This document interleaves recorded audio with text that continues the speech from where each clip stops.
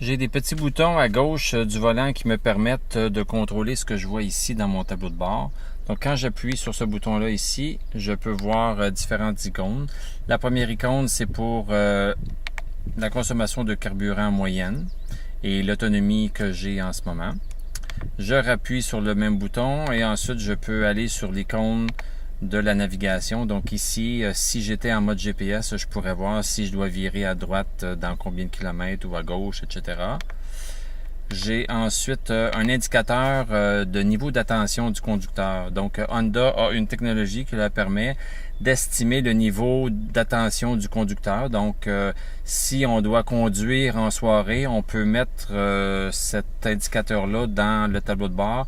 Et puis au fur et à mesure que l'on va devenir un peu moins alerte, on s'en rendra pas nécessairement compte, mais le véhicule va nous avertir que ben là on commence à s'endormir un petit peu, on commence à être un peu trop relax, on porte plus vraiment attention à la route, donc ce sera peut-être le temps de s'arrêter pour recharger ses batteries.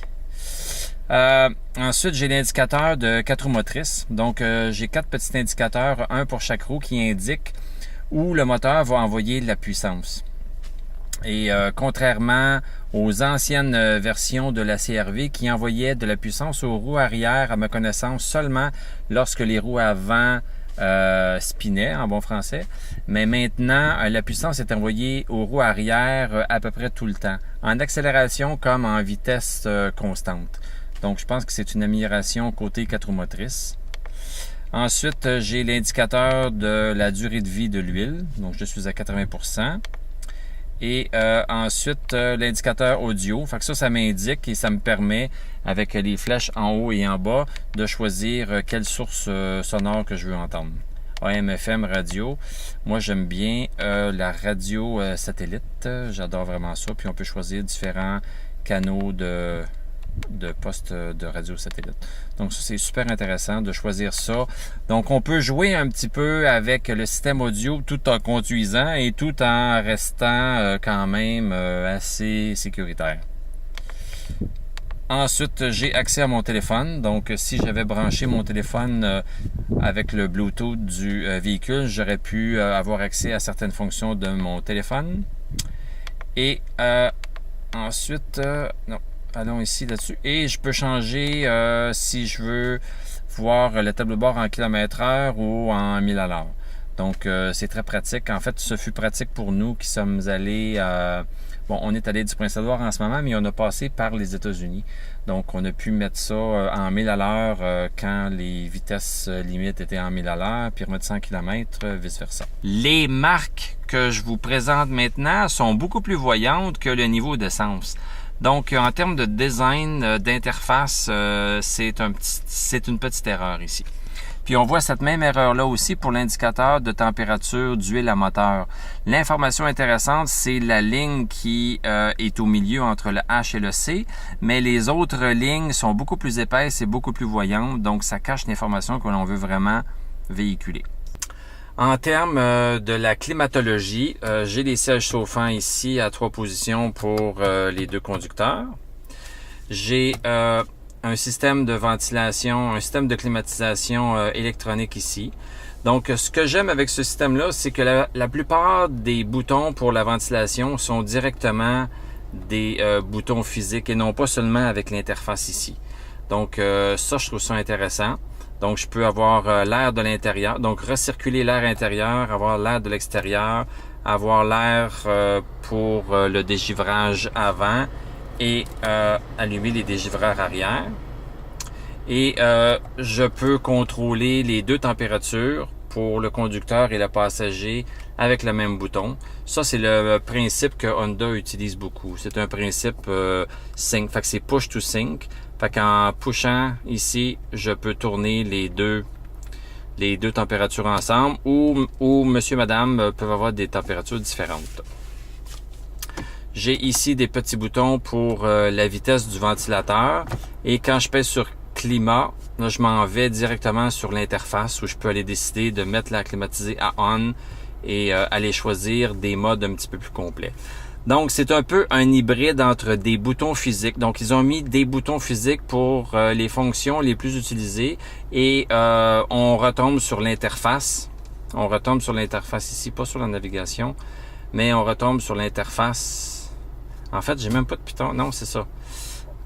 En fait, c'est juste en cliquant sur climat ici que je peux avoir des fonctions un petit peu plus avancées par rapport à la climatisation. Donc, ça fonctionne super bien, il n'y a pas de problème avec ça. Ensuite, ici, j'ai un bel écran. J'ai un très bel écran. J'ai la navigation. Donc, le GPS est à l'intérieur de ça ici. J'ai ici, donc quand je clique là-dessus, j'ai toutes les fonctions de mon téléphone. Call history, bon, ben vous voyez un paquet d'affaires intéressantes là-dessus. Je retourne au menu principal, Home. Settings, là je peux jouer avec des paramètres du véhicule. Donc différentes options pour l'horloge. Donc ça on peut passer des heures à jouer là-dedans. Audio. Donc quand je vais sur audio, donc je peux choisir la source FM, AM, la radio satellite, port USB, iPod branché dans un port USB, le Bluetooth ou mon téléphone. Donc ça, c'est toutes les sources que j'ai accès. Si je retourne ici, info, ça me donne les infos sur le véhicule. Donc, trip computer, fait que ça, c'est la consommation. Bon, mais 7,4 litres pour ma dernière conduite. Puis une conduite, c'est défini comme la dernière fois que j'ai parti le moteur.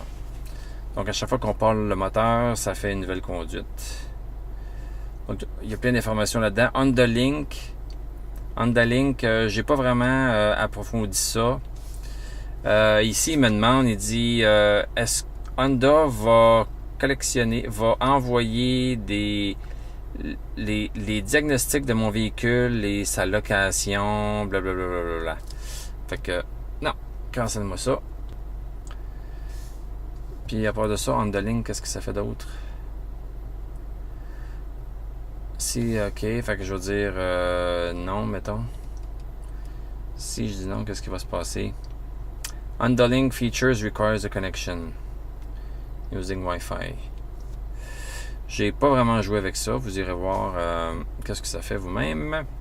AppLink, bon, il y a des applications qu'on peut installer comme une calculatrice. Bon, fait que ça, c'est quand même cute, ça. Quand on a besoin de faire un calcul, je suppose, et qu'on n'a pas de téléphone cellulaire. Donc, c'est ça. Donc, il y a plein d'informations ici. J'ai des boutons. Fait que ça, c'est le bouton Home. Fait que quand je suis dans le bouton Home, je tombe là-dessus. Et j'ai aussi Map. Fait que Map, ça me permet d'aller directement à la navigation sans avoir à passer par le menu. Je peux aller directement à l'audio aussi. Radio satellite, c'est ça que j'aime. Ensuite, je peux aller directement à mon téléphone ici. Fait que ça, c'est des petits raccourcis. Puis j'ai le back et j'ai le niveau de brillance. Donc, c'est toujours intéressant. Moi, j'aime beaucoup les véhicules avec des écrans tactiles de cette façon-là. Donc, c'est un système qui fonctionne bien. Là. J'ai pas eu de problème avec celui-ci. Une feature que je trouve super intéressante dans cette console-là, c'est le Apple CarPlay. Donc, j'ai branché mon téléphone cellulaire dans un port USB. Et quand j'appuie sur Apple CarPlay, j'ai un iPhone évidemment. Là, je vois directement les fonctions de mon iPhone. Fait que quand je clique sur Phone, c'est comme si je jouais avec l'écran de mon téléphone. Là, je vois tous les contacts. With whom would you like to... J'ai tous mes contacts. Comme si je regardais mon téléphone, les numéros, le keypad, etc. Le piton Home est ici en bas. J'ai accès à ma musique directement. J'ai accès aussi au GPS. C'est pas le Google Maps. J'ai le Google Maps sur mon téléphone. Je préfère le Google Maps, mais à travers Apple CarPlay, j'ai seulement accès aux maps, à la carte, au GPS faite par Apple. Donc ça, c'est un peu décevant, mais ça, c'est Apple qui a fait ça comme ça. Je peux lire mes messages texte. Want to hear unread messages or create a new one? Read unread messages. You have 3 messages from 3339. Info Rogers. Je peux écouter mes podcasts, j'écoute ça souvent, j'en ai plein, etc. Donc, je trouve ça super intéressant parce que c'est comme contrôler mon propre téléphone. Donc, je connais déjà comment ça marche. J'ai déjà toutes mes informations à l'intérieur. Donc, Apple CarPlay. Et ça fonctionne aussi avec Android Auto.